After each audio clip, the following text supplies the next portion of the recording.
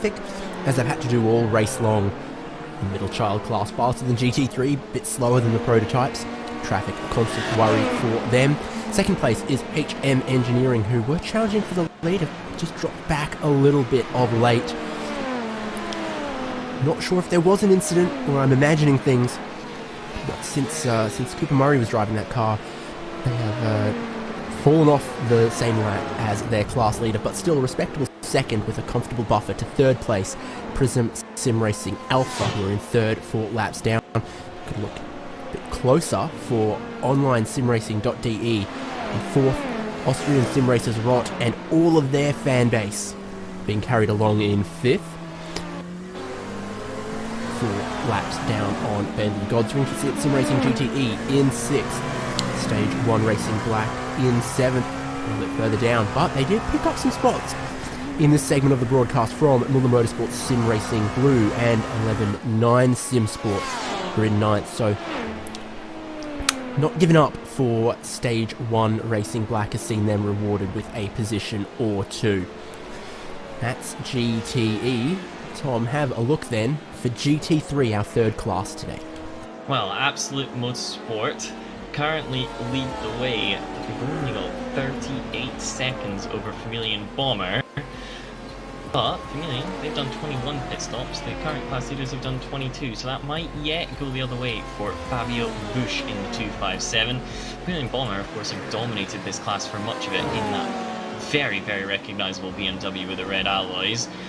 For the moment, however, they've still got some work to do if they want to regain the lead before the death of the race. Third place is where you'll find German Performance Sim Racing Tizian Troika currently at the wheel of that one. He sits a lap behind Chameleon Bomber, but he's certainly not on his own because Ring Fitzer Sim Racing GT3 Pro Team, they're in fourth position, only 4.6 seconds away from the podium, so battles brewing, to say the least. RaceGetter.de Sergi Bloom, he is not too far away either, sitting fifth, about 2.7 seconds away from Ring Fitzer Sim Racing, so it's all coming together in the GT3 category. We could soon have a three-way fight for the final spot on the rostrum. In sixth, you'll find Albrecht Motorsport, the 247 car, 6 laps down on the leaders and 4 laps down on the next guy, so they're unlikely to get involved in anything, assuming everybody keeps out of the wall and doesn't have any mechanical issues, although in an endurance race it's very hard to assume that indeed. Wolf Motorsports Sim Racing Lupus, that very, very recognisable Audi with 7 drivers, they're 7 laps back from your class leader. But they've been looking pretty solid all the way. The Audi, of course, is a slightly more twitchy car, and they've been managing to stay on top of that, so credit where credit is due. And rounding out your top 8 in GT3, you'll find Mühlner Motorsport Sim Racing Black. Those guys currently in the stop, and of course that BMW looking a little bit less factory spec. I'm sure it will pop out though once this race is over. We've had a fantastic almost 22 hours so far. Remember, this is a multi-stream broadcast, so if you want to go back at the end of it and watch anything, you'll be able to find it all in manageable, so to speak, 6-hour chunks, so you can find the race lead, or as we descended into darkness, the night hours as well, all of which were covered by very, very good broadcast teams in their own right. My name, however, is Tom Davis. I am sharing the commentary box with my fantastic, fantastic friend, David Haynes. We're in various corners of the world, but we're all enjoying this virtual race at Spa. I mean, it's been I'm going to give some bad news. You got some bad news? Oh, unfortunately, about that 285 Mühlner Motorsport Sim Racing BMW. It's been there 53 minutes. That's a long time. That's a long time indeed. So I do wonder if we are going to see them again. Ring Fit Sim Racing GT3 in 9th are some laps back on them, but might still grab 8th place back. And we're not going to see Sims at Esports GT3 again. So it almost feels as if that Mühlner car just kept going till they got themselves ahead of Simser and then have run out of steam or motivation or whatever it may be. Unfortunately, there was quite a lot of damage on that car, which was sad to see. It was not pretty for anyone. Interesting though, if that Mühlner Motorsport car does call it a day here, guess who's going to pick up yet another place through sheer grit and determination? Be the Ring Fitzer Sim Racing GT3 AM team. Noah Dietz still behind the wheel of the 289 car.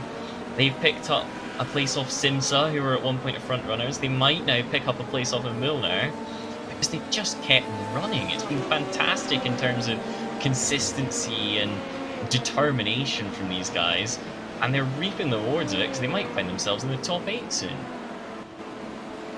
Of course, 20 laps doesn't make it seem great, but we'll do far more than 20 laps with 2.25 hours remaining. So if that Mühlner car doesn't get back out of the pits, they're going to be in danger of dropping behind a very, very good performance from the black and green BMW. Indeed, not a panel on that. That is as it should be. They're still going. They are still going and in position to pick up some more positions eventually as they just keep logging laps. Last lap for them was a 2:24, which is actually not as terrible as I would have thought. They were about 4 seconds a lap off the pace. The car that looks like it should be 20 seconds a lap off the pace. So looks can be deceiving. I tell you what, the worst feeling is when you've got sufficient damage on a car that at the end of a straight like the Camel Straight, you no longer get to shift up into the top gear. You know, you're stuck in fifth without the straight line speed to get to sixth. That's when it tests my patience to persevere, is when the car is sufficiently damaged engine-wise, aerodynamically, that a gear that was available to you to go fast before is no longer reachable. Yeah, it's always a bit of a downer, like you mentioned, when that happens, when it becomes so blatantly obvious as to the fact that you're going slowly. Obviously, you can pretend that it's not there as long as you keep reaching sixth in those sequential gearboxes. But the moment you're at fifth at the end of the Camel, you're thinking, oh, this is pretty slow now. I'm not getting anywhere near it.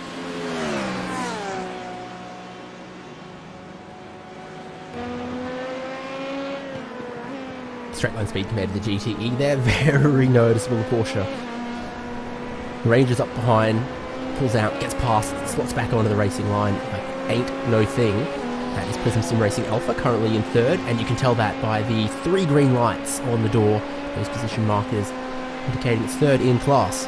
There's their driver lineup, slightly less numerous than some others.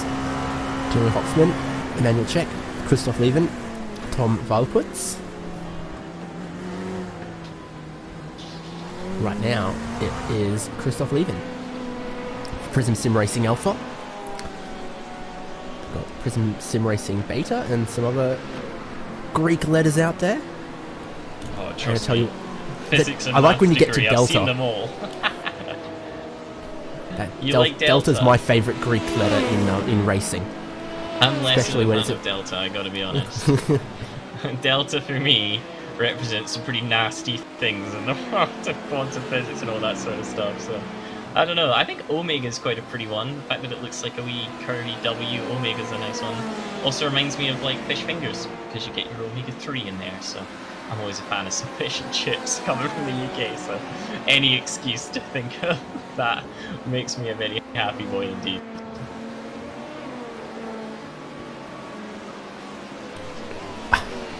I don't know what that segue was, but I'm not mad. It's a segue 4 hours into our commentary stint. I think that says it all.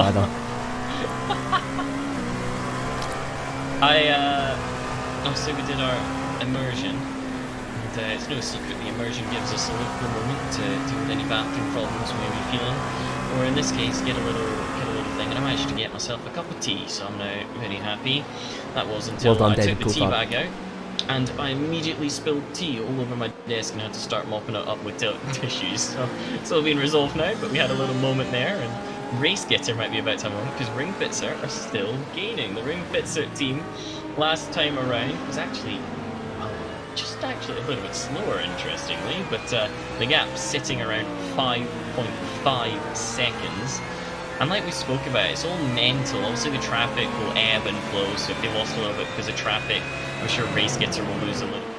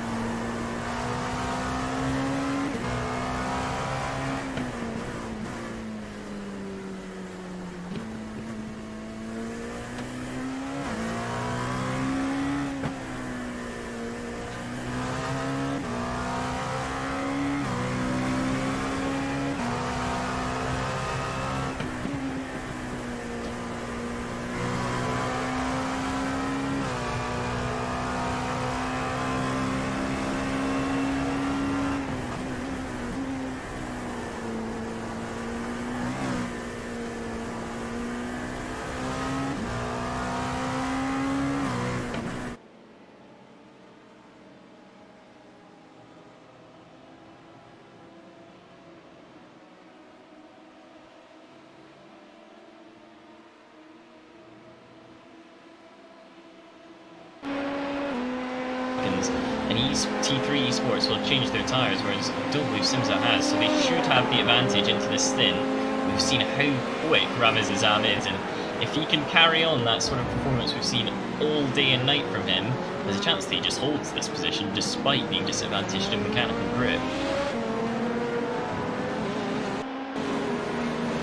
So they've been quicker on the track on average, I think, for Simsa, but this might be their strategy of triple stinting, eventually catching them up enough time that they have jumped into third. Now they're just going to hold on to it.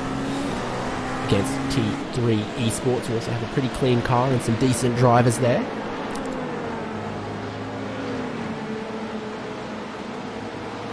Sometimes the positions are won on the track, sometimes they're won in the pit lane. Oh no, that is looking like a very, very tail-happy number 71. Remember, it spun around at the source not long ago. Here on the outlap on cold tyres from Mike Arang, I think it's the cold tyres that have caught him out, and that is just a little kiss on the Armco barrier. That's the kind of thing that looks innocent enough, but genuinely could cause some air damage. Here's another look at it then.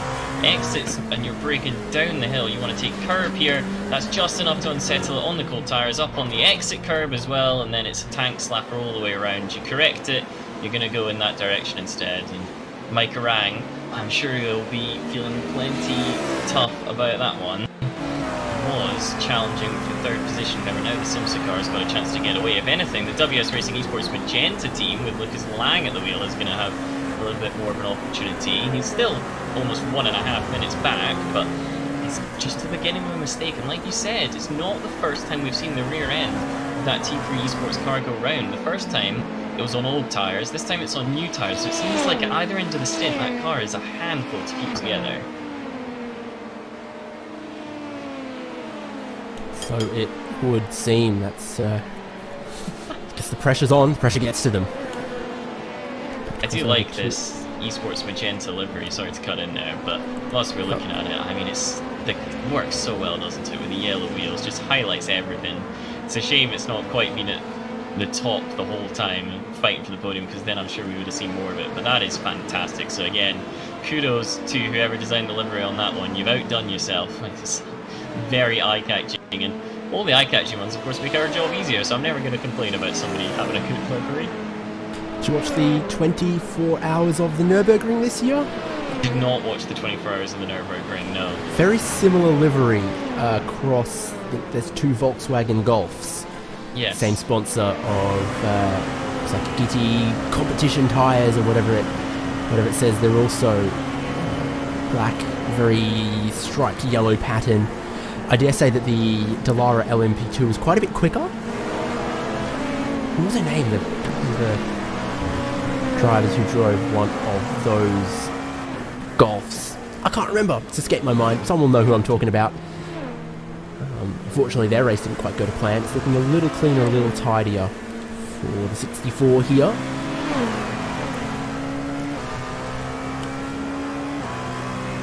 Yeah, no, I've not actually seen many races at the big Nürburgring, if you will.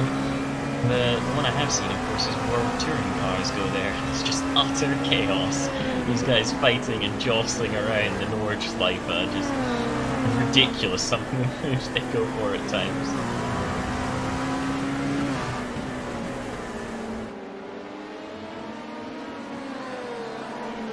In one of the Golfs, I've got the stats up here, the Golfs were driven by, in the 89 car, Carrie Schreiner, Laura Kraheimer and Sila Martin. And then in the other one, the number 91, you had Nicholas Fry, David Drinkwater, Wayne Stephen Moore and Tommy Forchantra. So those were your Golfs. I believe, however, there was another one driven by Axel Jan, Ulrich Schmidt, Sven Frieske and Julian Nock. That was in a slightly different category, however. Do you know what? None of those names are the ones I think I was thinking of, but I was close enough. I tried. I was close enough. They do sponsor some cars in the, potentially enter some cars in the 24 hours of the Nürburgring as well. So I guess good to have them here on the sim racing world as well for yet more endurance racing. This looks like in this stint, RaceGetter continue to expand their gap over Ring Rinfoziet. It's a time that was a bit closer between these two teams here, third and fourth, final step of the podium in GT3. Now out to 17, 18 seconds. Sergei Blum. It's done a decent job of this then, because you remember when there was a different pair of drivers behind the wheel of these two cars, it really looked like the 288 was the faster one, maybe being a little bit flattered by the talents of the previous driver. As you say, at one point the gap was reducing.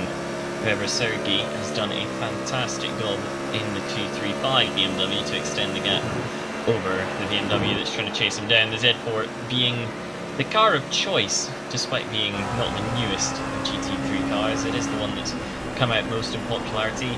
Now, we've spoken about it with respect to, do you choose the Corvette or do you go for something like the Ferrari in GTE? It's just a case of familiarity. The BMW is a really nice car to drive. It is very stable, and since it's been around for so long, you'll have driven it around this track, potentially even in 24 races, 2 or 3 times, which is far more experience than you might have had with some of the other ones, and it's just more of a reason to stick with it.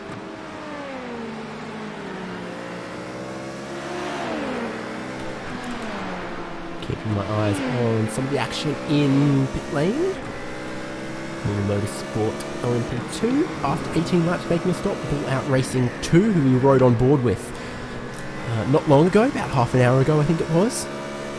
It's now on the pit lane again as well. I think Justin Young is going to stay with that one, because we saw him get on board right before we got on board with him 35 minutes ago. That's about the stint length for these cars, so let's call it 35 minutes ago. That's about when it was.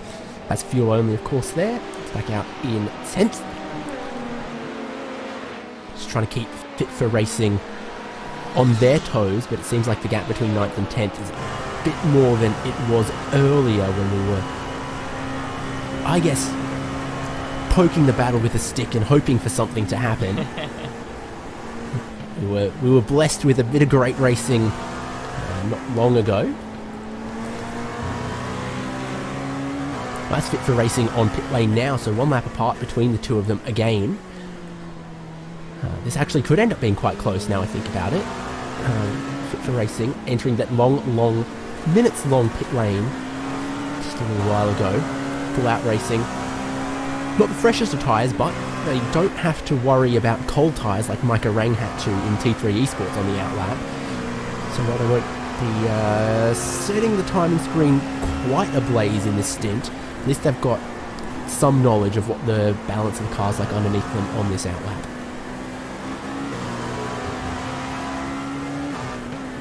I was just doing a little bit of research because I saw a name on the timing screen that I thought I recognised, which, given that I come from the kind of real-world circuit commentary side of things, it's not common for me to see somebody from the esports in terms of drivers and go, oh yeah, I know who you are. I noticed Marcel Kiefer come up for JMS Racing.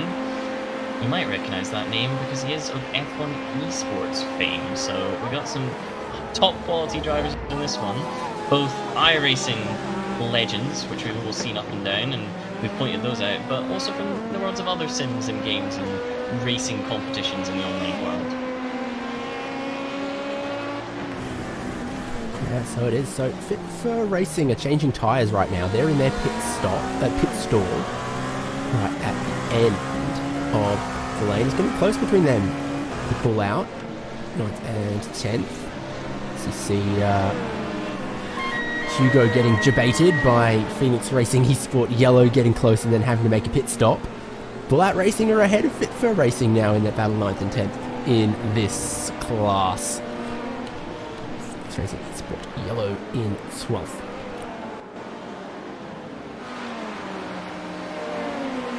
There's Fit for Racing having made their stop. Lars Leibniz is trying to get up to speed, and 10 seconds up the road from him is Justin Young. This could get interesting again actually when Fit for Racing get their tyres up to temperature, up to speed. They might be able to catch 10 seconds. We've seen consistently that the 99 has been quicker than the 41 as well, that gap was extending. Now, they've ended up behind the Bull-Out car, but like you say, 10 seconds shouldn't really matter. So they can clear this Corvette. That will have had a big impact on the lap time this time around. Does manage to get by before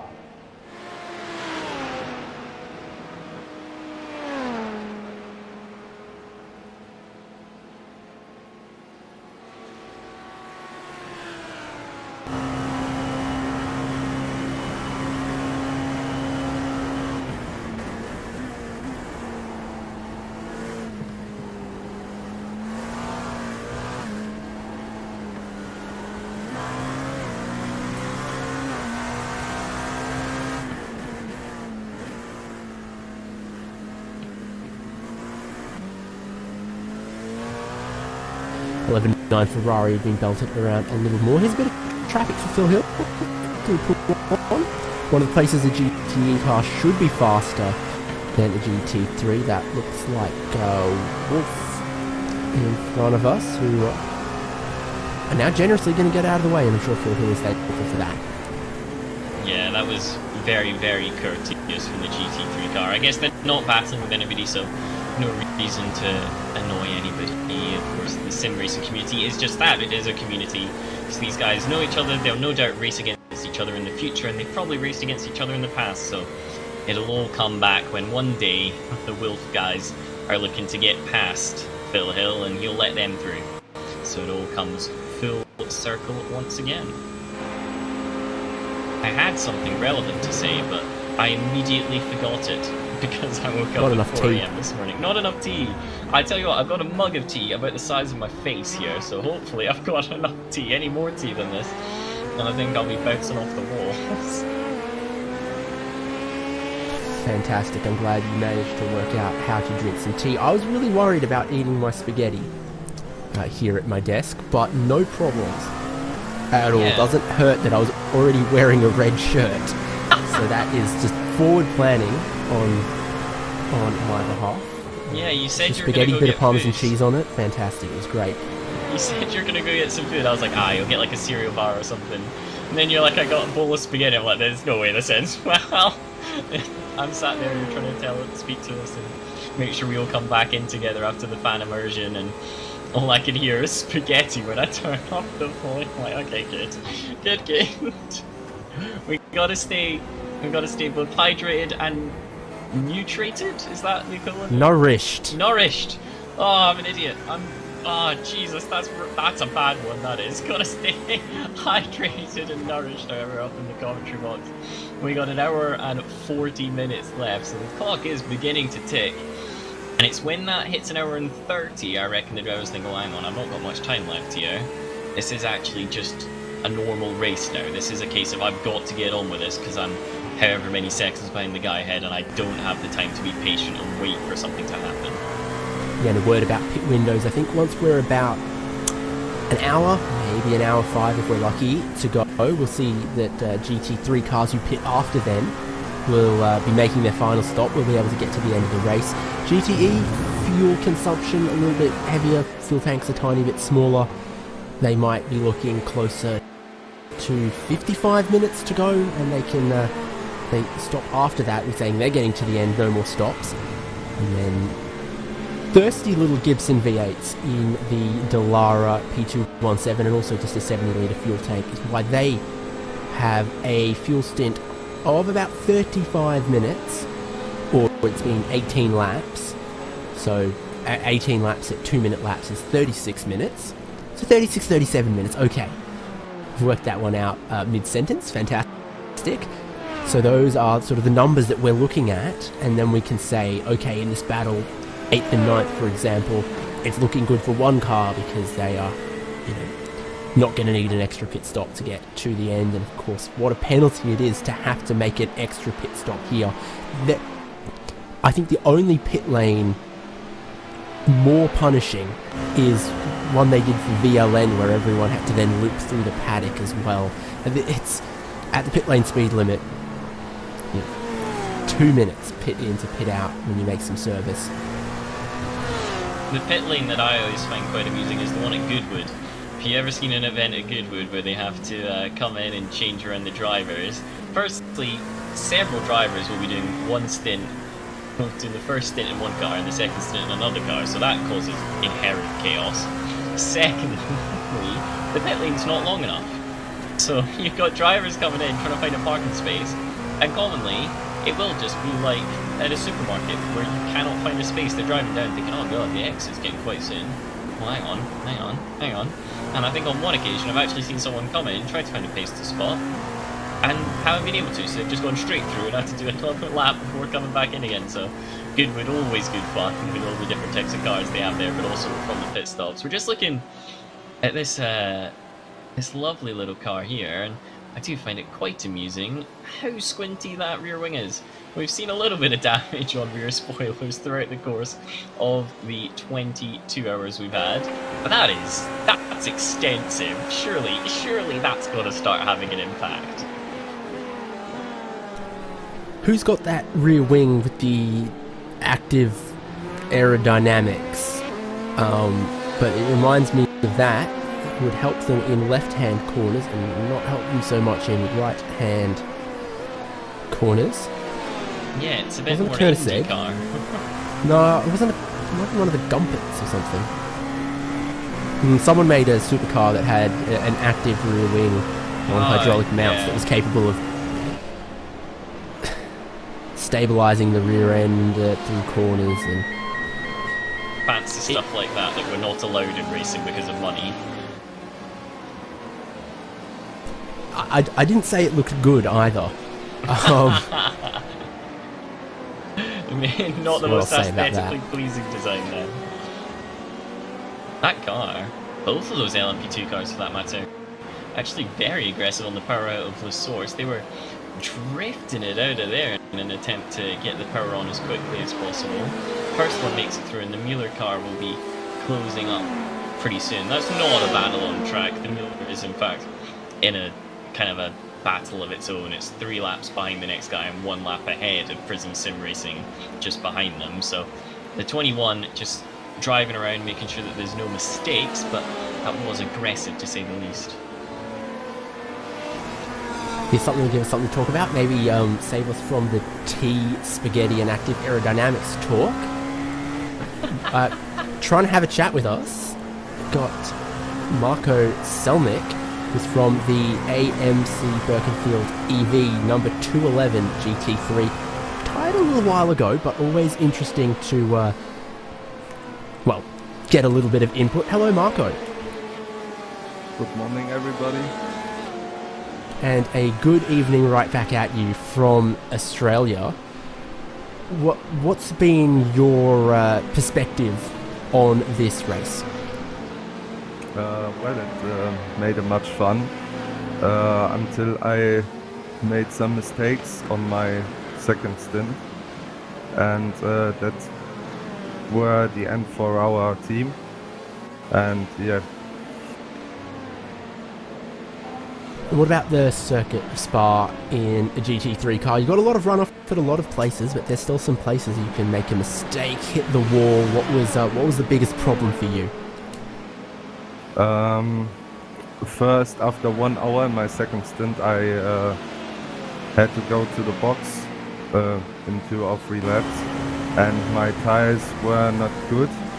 And then I turned me into a LMP2 car, but there was no great damage. I had to repair time of 4 seconds, and after that, or 4 minutes after that, when I left the pit lane, I drove 2 laps, and the faster LMP2 wanted to overtake me, and it was a misunderstanding of mine. It was my mistake. And then the LMP2 car, I think it was fit for racing, drove into me, and then I turned into the wall, and we had 40 minutes time in the box for the damage, and then my teammate Simon tried to drive the car, and because of the damage of the engine, we reached with great problems 200 kph. So a lot of straight line speed missing from that car after that damage. That's unfortunate to hear. Any highlights though for your team in this race? AMC Birkenfield EV Pre-Alpha was your team? Yes, there were some highlights. Simon drove this car in his first stint really fast. He made some positions to the front from P9 to P6, and one time we were on P3, and that was our personal highlight.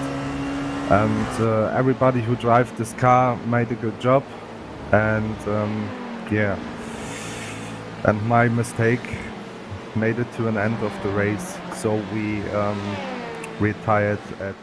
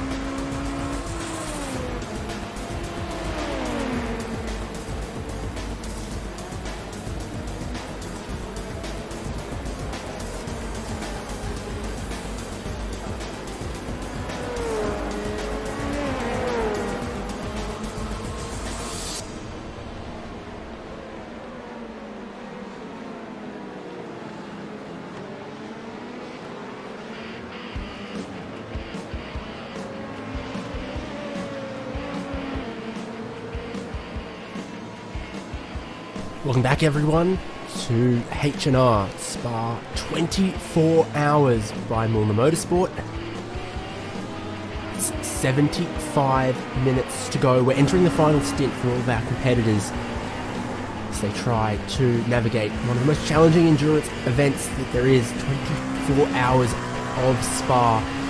You see from all the cameras, all of the cars, quite a few walking wounded, but all determined to see the checkered flag after a full day of racing. It's Hugo Lewis on production, David Haynes here, Tom Davis alongside me for this final segment of coverage. Motorsport's covered all 24 hours plus qualifying of this event. What a monster day for us, but also, Tom, what a big day for all the competitors as well. I mean, of course, we talk about, you know, today's the race day or whatever. Today actually has been race day. The whole day has been the race. Now, obviously, depending on your time zone, it's split across Saturday and Sunday. But for some people, this is actually just on one day if you're in the right place in the world, which is completely crazy to think about. For me, I always put into perspective. I woke up yesterday. I was watching the qualifying to make sure I was all updated for our stint in the box this morning. And then I went to bed for a couple hours. The race was still happening. And then I woke up, the race was still happening, and then we got in for 6 hours. And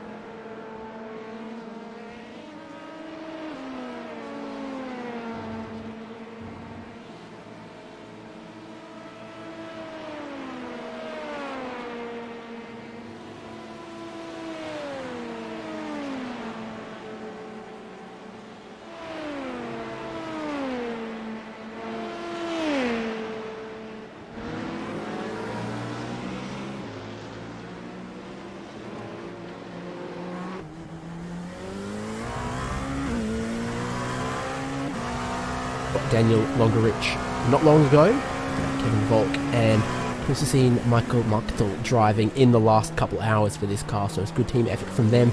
They are trying to bring home the win right now for Phoenix Racing Esport in the green 66. Second in class then is the number 8 Ring Visit Sim Racing LMP2. Andreas Almensberger, Ronnie Durig, Søren Kolidzic, Philip Bauer. At the moment though, it's Ronnie Durig, as we said, 3 minutes 30 seconds off the lead, with 2 minutes ahead of Simza Esports LMP2 in third. So they are a little adrift, time in front, time behind, trying to bring home a podium result here at Spa. That team in LMP2 rounding out that podium as they run at the moment. It looks like it's going to be Simza Esports LMP2. We've been following their progress up towards third place, but they might have just run out of time to make it another position. But it's been really strong laps, has to be said, lately from Ramez Azam and Gustav Grinsberg. They have well and truly deserved a podium with their efforts there, and you can also see who joined them earlier in the race: Timo Toika, Roberta Edward, and Julian Reinhardt. That's for the Simza Esports LMP2 entry. Fourth place, T3 Esports. We've been watching them go back and forth for third place with Simza. Unfortunately, they are on the back foot here now. Instability at the rear of the car at times, looping it on one of the outlaps, looping it through La Source. Fortunately, not too much damage, so they carry on in fourth, like Arang and Marcus Bedwick and Marcus Broich driving that one. I don't think we've seen Bedwick in a little while. It has very much been the Arang and Broich show for T3 Esports of late. And in fifth place, WS Racing Esports Magenta. On the it might be even a lap behind on T3 Esports for the moment. They're running in fifth.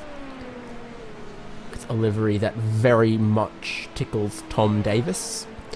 Oh, I love it. There's their I love it. Good. It's such a nice one. It's just pleasing. There's no other way to put it. I gotta be honest, this is a really, really nice livery. Everything curves with the car, apart from on that big shark thing where you've got the boxy logo on the boxy part of the car. It's really nice, and credit to them, they've been doing a good job in the race. They actually put up a really good fight with that Simsa car as it came by them, making its way up the order. They made them work for it, and since then it's been a case of just conserving, make sure you don't make any mistakes. They are actually on the same lap as T3 Esports, it's just 1 minute and 30 that separates them, so with an hour to go, that seemed pretty unassailable, but they've also got 2 laps over the next people, so they won't be too disappointed with that. And that next car, 6th place in class for LMP2, is event namesake and organisers, Mühlner Motorsport. The fact that they're not sweeping the competition probably gives you a good idea that it is a fair competition and nothing rigged here. I'm sure that they would have liked to stand on the podium, but 6th place it seems like what this car can do, and hey, it's a good looking car, and as you've said and are aware, comes to the real racetrack, Mühlner Motorsport don't seem like they disappoint in a prototype. Said qualified 3rd place at Portimao, so they take that one, and that's maybe where they'll take the feather in their cap from their efforts at the racetrack. Not letting anyone down in the sim world though, with 6th place where they're running right now. Michael Filbona in that one. Jump down to 7th place where it's one of the other Prism Sim Racing cars, Prism Sim Racing Beta in 7th place. Richard Finkenzeller it is at the moment, and you can see... No, it's Julian Trenkel. I was looking at the wrong team. I was wondering why he didn't appear on the graphic, but those are the 4 drivers on the graphic there in the 23 car for Prism Sim Racing Beta. 8th place. It's one of those positions that there's actually been some fighting over around 8th, 9th and 10th at this late stage in the endurance race, but 8th is held by the 77 car, Durana Esports Club EV. That is the car that Richard Finkenzeller is driving. Got to make sure you're reading the right row of the timing sheet when you're casting your eye across different monitors. So Finkenzeller driving that one at the moment. We did see Spicker, Badorf and Zalewski earlier in the race. So we're within the final hour now. 9th place and 10th is where there's been some excitement, so this is one still to keep our eyes on in the final hour. Anything could happen with a pit stop still to go for these competitors fit for racing. Hold 9th, margin of 10-15 seconds or so. Bull out. So it is Sasha Looking who's got to try to hold on to that position for the number 99. Well, Tim we definitely saw driving in this final segment of the race as well for their team effort there. Let's look then at 10th. We're trying to catch 9th. Definitely not that far behind, all things considered. Bull Out Racing have been the teams for our Racesport TV fan immersion. That's when Justin Young was driving. It's now Frederick Pisani since the last pit stop. Christopher Stahl and Tobias Grundkotter were also drivers for Bull Out Racing. Number 2, the 41 car, red and black, Dallara prototype. 11th, also kind of red and black, Motul Racing Esports, but with a different sponsor in a different pattern. It's oil and lubricants company Motul Racing Esports. So we also see appearing on BMWs, not uncommonly in motorsports circles. Pascal Feiss is driving the number 40 at the moment. There's been 5 drivers in that car. His teammates have been Mark Veit, Gustavo Javier, Daniel Kramsky and Nick Dysela. And that car is also looking in pretty good shape. Continue down prototype ranks of all the cars running, because behind them in 12th and on the same lap, that's one to also not forget about. It's the Phoenix Racing Esport Yellow, sister car to the race leader. Michael Oberdries driving at the moment, but Dirk Walter, Oliver Spies, Dirk Janssen, Peter Juchem for the yellow Phoenix Racing Esport prototype. Looking forward to the car on a different lap here, the Mühlner Motorsports vehicle. Interesting to see if anything happens there, but they're not racing for position at this point. And the final cars running in prototype are Low Grip Racing Team. Sammy Loeb is there again. Luca Becker, Tom McWell, and Jack Rotterville being other drivers. That's the Luxembourg flag on the sail fin, is it, Tom? Oh, I couldn't tell you. I gotta be honest, that's geography, not one of my specialist subjects back in school. Very much a numbers person. Is that Netherlands? Could that be the Netherlands? Am I making that up? I thought. Okay, I'm googling this now. I was. So you can consider. You can continue with LMP2 cars, please. Yes. No, that looks like Luxembourg. Luxembourg is got the lighter blue. Okay. Oh gosh. I say things confidently and they're wrong. I say things unconfidently and then I should have believed in myself. Same with the pit stops. Same with me saying that there were 7 drivers for HM Engineering when there was only 6. There we go. Low Grip Racing Team. Reflective on the top of the shark fin, and then the Luxembourg flag below. Fantastic. Delightful. One other car running in class, and that is Angry Bull Racing. Flo Bossen, Team France, for the iRacing license there. Driving Angry Bull Racing at the moment. Some other French-looking names in the car as well, between Jean-Bergeron, Jeremy Morin and Thomas Marino. I'm better with the German names and I'm still not that good with the German names either. So Angry Bull Racing are running around in 14th, but critically they are still running our one retirement from this class, Progressive Sim Racing. They are a lot of laps down. I don't think we've seen them running at all in the last 5 hours or so, unfortunately. So just one retirement from LMP2. Tom, it's your turn with GTE. Fantastic. Well, GTE, Bentley Gods. They have been really solid in this one so far. They didn't seem to have the overall pace, but they played strategy and stayed out of trouble. At the moment, you find Andreas Dahlstrom behind the wheel this one. Of course, Trevor Pastrami and Robin Sundqvist also available to the Corvette team. And at the moment, they've got 2 laps over their nearest competitor.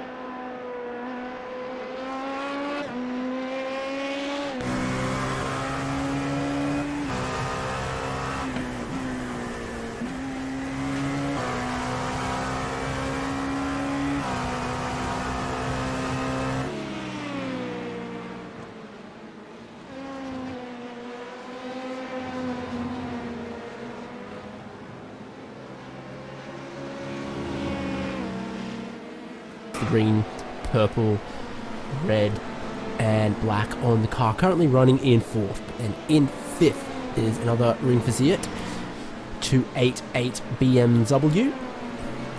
That one's got Dominic Rosbach. for the moment in a four-driver lineup, including Patrick Jasinski, Dennis Schaefer, and Christopher Janssen. They're fueled to get to the end, best I can tell, so they're not going to be able to jump ahead of German Performance Sim Racing. There need to be a long stop for Team RaceGetter before Ringfazit could get them as well. So 5th, I think, is a lock. 4th place possible for the Ringfazit Sim Racing GT3 Pro car.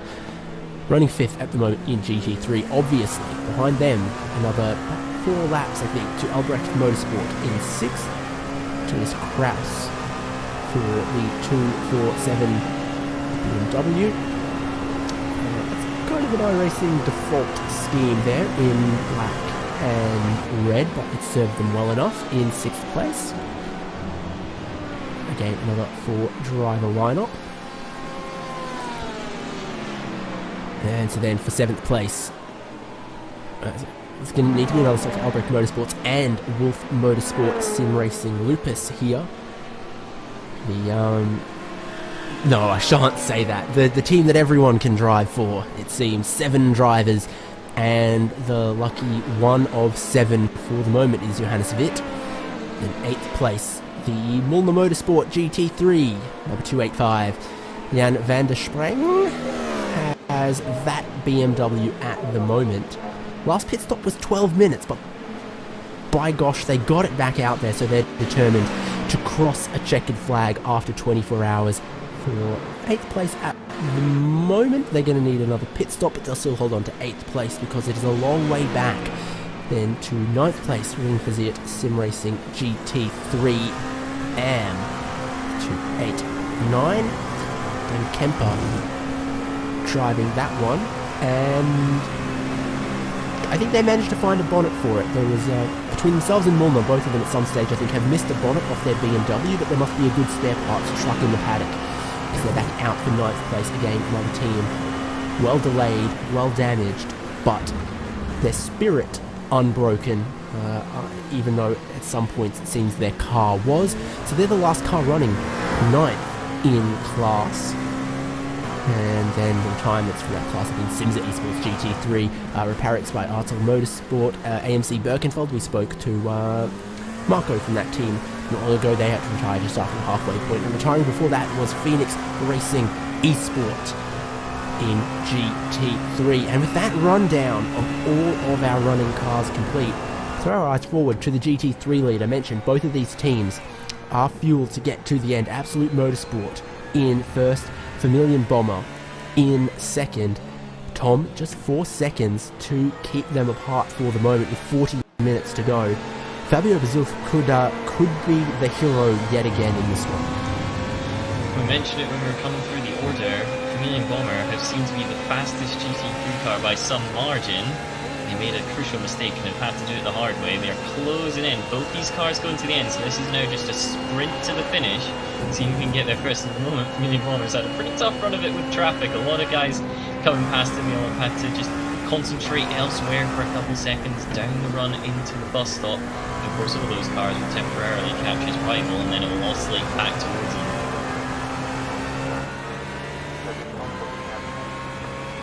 As far as a lead battle goes, this is one of the best that we have got. 4 seconds after nearly 24 hours. Audi versus BMW. It's a battle they're used to seeing at the Nürburgring. It's a battle that we're going to have at Spa. Underneath 4 seconds.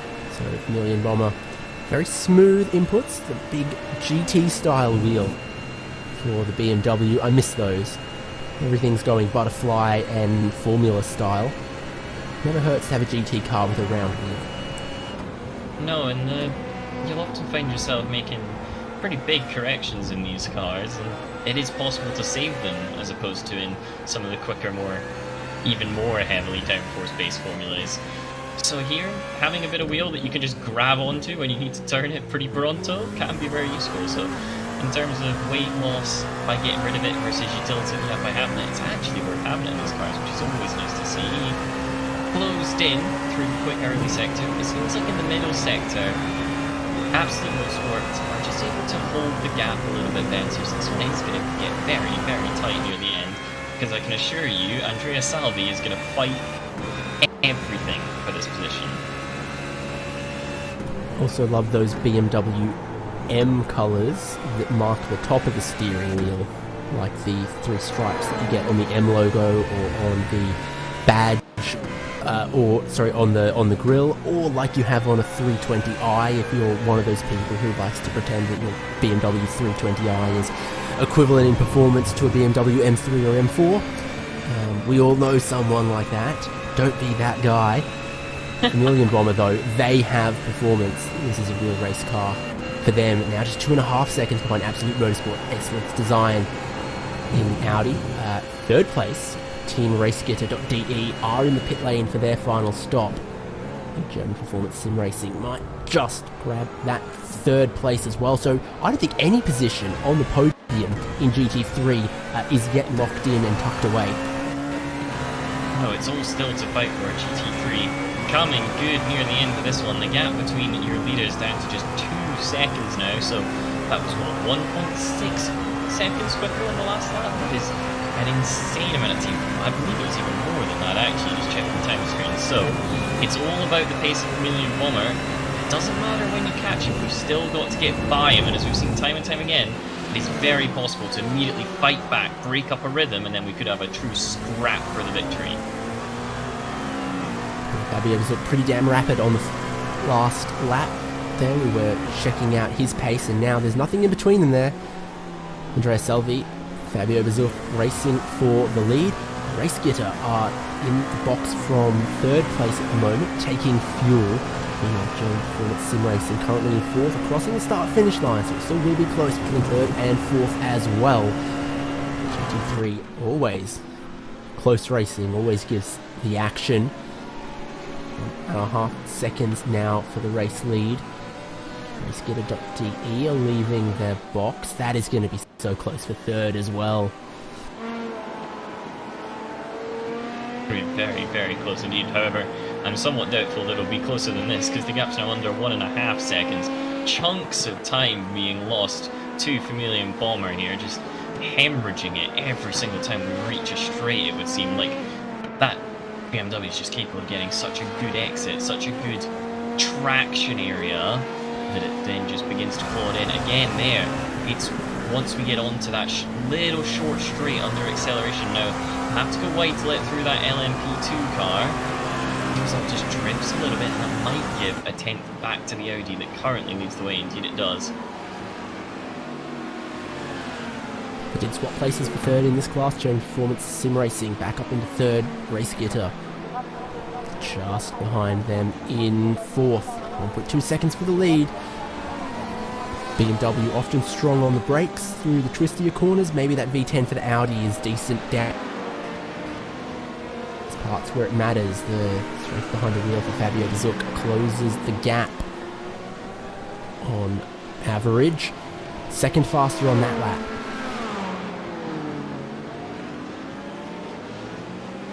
That traffic came at a very convenient point as well for him. The LMP2 breaking down the inside, really not disrupting the line at all. It might disrupt it a little bit for the Audi, however. No, I think he gets through cleanly, so nothing doing that time around. 9/10 of a second is the gap through Radulon. It's going to be tight by the time they reach the end of this straight, because now we're within slipstream distance. Where they're in, where the toe is really going to make a difference, and the top speed of that BMW will now be significantly increased. It's 8.5 tenths as they break into 7, 8 and 9.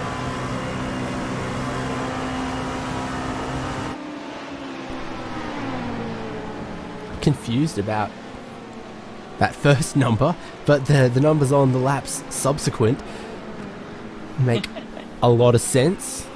I believe that was the pit stop lap for Absolute Motorsport. Pitted 6 laps ago, not 3 or 4 laps ago. That's what is confusing me, but what you cannot deny is what you see with your eyes. The gap underneath 1 second between first and second, no cars between them. Absolute Motorsport.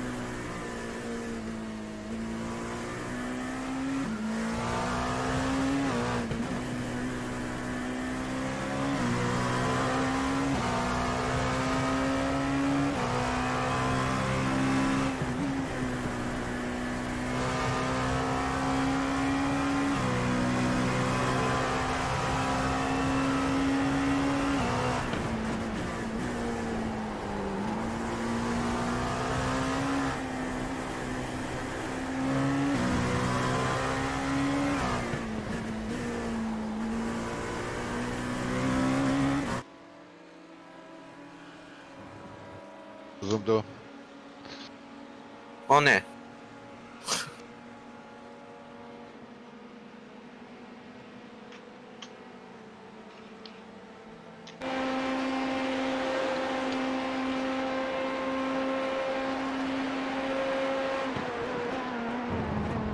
White Flag. Ja, lässt schon. Fragt, wo viel zu Benzin getankt? Oh nee, da wären wir 10 Grad wie weit wir. 13 Liter zu viel.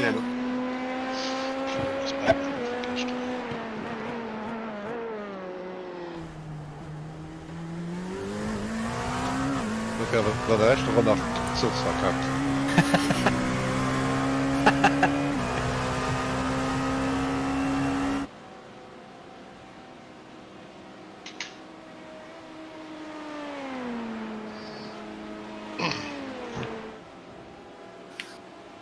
Nur noch beigedreht und kannst du weiterführen.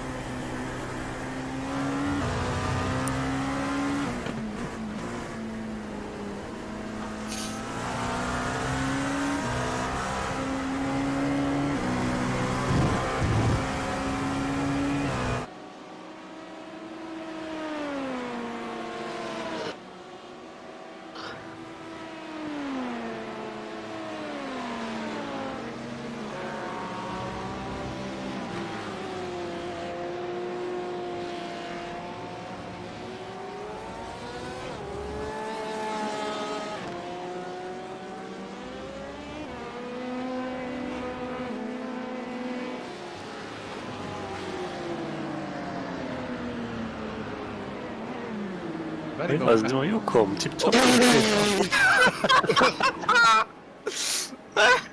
Noch ein Crash. Du hast ja nichts disqualifiziert, den Namen.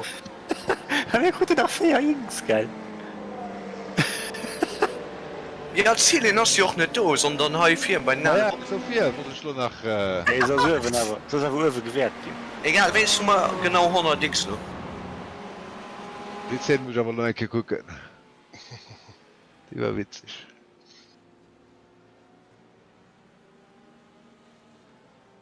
Guckt. Boah. Voll dran. Das wird ja nicht perfekt sehen. So einfach nicht schon gelangt.